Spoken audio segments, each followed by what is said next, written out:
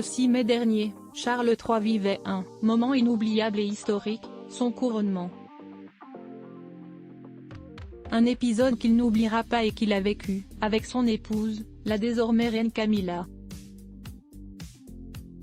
Ils en ont fait du chemin tous les deux.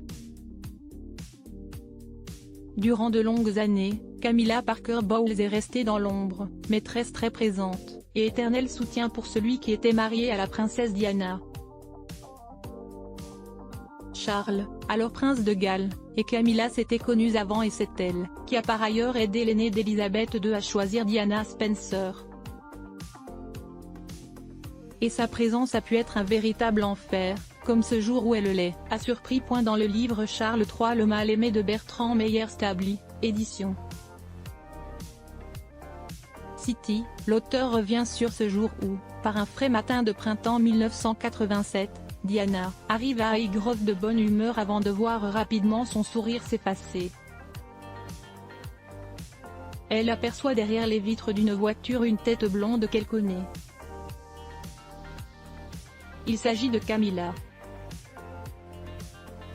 Se précipitant dans la salle à manger, elle découvre son époux Charles III en train de prendre son petit déjeuner. En retenant ses larmes, elle lui demande ce que Camilla pouvait bien faire ici, de si bon matin. Le père des princes William et Harry ne bouge pas. J'ai pensé à me tuer, là, sur le champ. La princesse, affolée. À l'étage, peut-on lire dans l'ouvrage.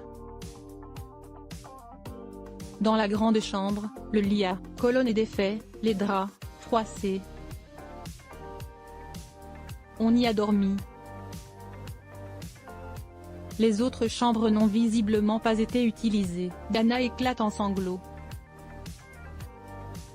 Elle racontera plus tard à une amie, « J'étais folle, c'était le grand lit, notre lit, mon lit, conjugal, et 2 personnes y avaient dormi.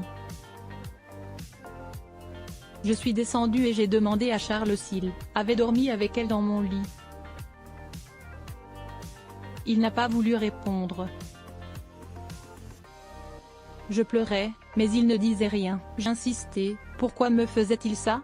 Je ne m'étais jamais sentie si mal. » Lors de cette conversation, la mère de William et Harry évoquera alors des envies suicidaires. « Je ne m'étais jamais sentie si mal », a-t-elle reconnu. « J'ai pensé me tuer, là, sur le champ. Il l'aimait, elle, et pas moi, et ça avait été comme ça depuis le début. Et alors, qu'elle en veut terriblement à Charles. » Les visites nocturnes de Charles et Camilla cependant se poursuivent.